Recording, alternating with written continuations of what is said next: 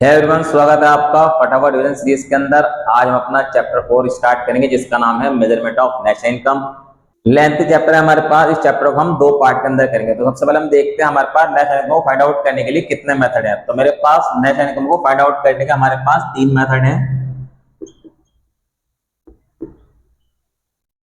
सबसे पहला मेथड है हमारे पास value added method.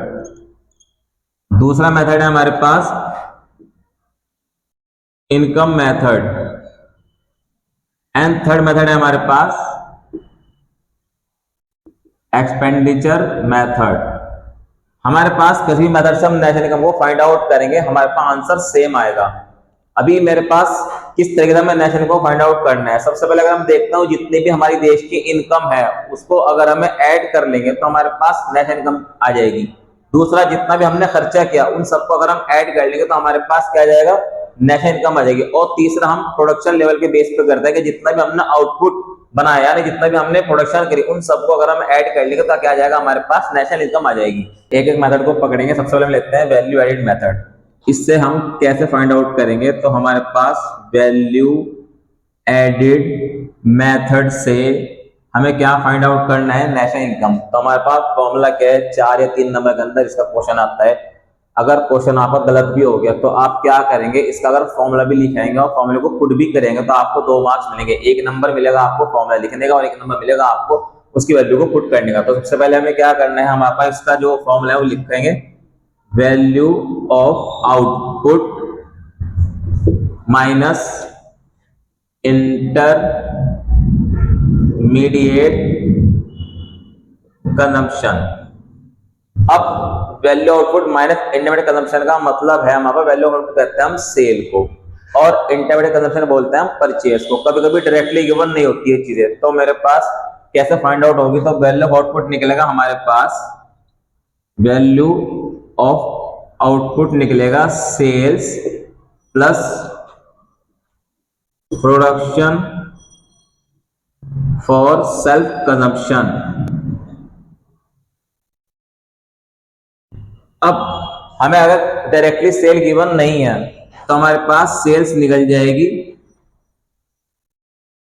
Domestic cell plus export. और इसके अंदर एक चीज और जोड़ेंगे, वो आएगा हमारे पास change in stock. Change in stock कैसे निकलेगा, closing stock minus opening stock. अगर हमारे पास डायरेक्टली सेल गिवन है तो हमें डोमेस्टिक सेल और एक्सपोर्ट से कोई मतलब नहीं है, फिर हम इग्नोर करेंगे।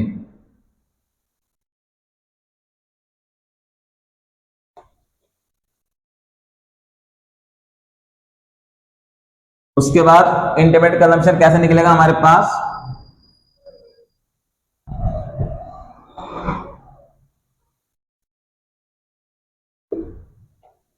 Domestic purchase plus import. तो था हमारे पास फॉर्मूला। अब मेरे पास इस चैप्टर के अंदर जो चीजें इंपॉर्टेंट हैं, 8 से 10 क्वेश्चन इंपॉर्टेंट है इस चैप्टर के अंदर, वो मैं आपको करके बताऊंगा। तो सबसे पहले हम देखते हैं, हमने फॉर्मूला लिख लिया वैल्यू एडेड मेथड का, इसको हम वैल्यू आउटपुट मेथड भी बोलते हैं। अब सबसे पहले हमें देखना है इस मेथड को करने के लिए हमारे पास कौन कौन से स्टेप हमें चाहिए। पेपर के अंदर इन 3 मेथड का कोई ना कोई स्टेप भी आ सकता है और मोस्ट इंपॉर्टेंट जो हमारे पास क्वेश्चन बनता है वो आता है इसकी प्रिकॉशंस। जब हम नेशनल इनकम को फाइंड आउट करते हैं तो किसी भी मेथड से आ सकता है कि कौन कौन सी प्रिकॉशंस हमें लेनी पड़ती है नेशनल इनकम को फाइंड आउट करने के लिए इन मेथड से। किसी भी एक मेथड का नाम दे देगा और आप प्रिकॉशंस लिखने के 4 प्रिकॉशन याद रख के चलिए, क्योंकि 4 मार्क के अंदर ज्यादा क्वेश्चन आ जाता है प्रिकॉशंस।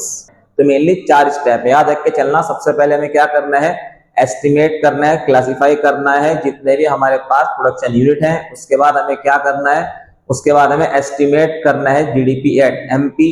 उसके बाद हमें एस्टिमेट करना है डोमेस्टिक इनकम एंड लास्ट हमें एस्टिमेट करना है net product income for abroad या from abroad by national income. यानी नेशनल इनकम फाइंड आउट करने के लिए हमें क्या चाहिए, एनएफआईए चाहिए। तो ये हमारे पास 4 स्टेप जिसमें हमें क्या करना है, फाइंड आउट करना है नेशनल इनकम। उसके बाद हमारे पास यहाँ क्वेश्चन बनता है क्या प्रिकॉशंस रखनी है, मतलब जब हम नेशनल इनकम फाइंड आउट करेंगे किसी भी मेथड से। तो हम फिलहाल किसी मेथड की बात नहीं कर रहे हैं, फिलहाल बात कर रहे हैं वैल्यू एडिड मेथड से। तो हमें क्या प्रिकॉशन रखनी है? तो प्रिकॉशन है मेरे पास, सबसे पहले प्रिकॉशंस क्या है मेरे पास कि हमें इंटरमीडिएट गुड्स को इंक्लूड नहीं करना। मोस्ट इंपॉर्टेंट क्वेश्चन है हमारे पास, क्योंकि हमें इंक्लूड जो करना है फाइनल गुड्स करना है। दूसरा, परचेज और सेल करना है अगर हमें सेकंड हैंड गुड्स, तो उसको भी इंक्लूड नहीं करना। हाँ, उनके ऊपर जो भी ब्रोकरेज, जो भी कमीशन बनेगी उसे इंक्लूड करना है। तीसरा, हमें purchase and sale of financial asset, मतलब हमारे शेयर, डिवेंचर, बॉन्ड, इन अगर परचेज सेल करते हैं तो इसको भी इंक्लूड नहीं करना। हाँ, इनके ऊपर जो कमीशन चार्ज होगी, जो भी हमारे पास ब्रोकरेज बनती है उसे इंक्लूड करना है। उसके बाद की प्रोडक्शन है सेल्फ सर्विस की, जो भी हमें डोमेस्टिक सर्विस है लाइक हाउस कीपिंग या गार्डनिंग, इसको इंक्लूड नहीं करना। But production of goods for self consumption, इसको क्या करना है? इंक्लूड करना है। Change in stock will be included, मतलब जो भी हमारे स्टॉक के अंदर चेंज हो रहा है उसको इंक्लूड करना है।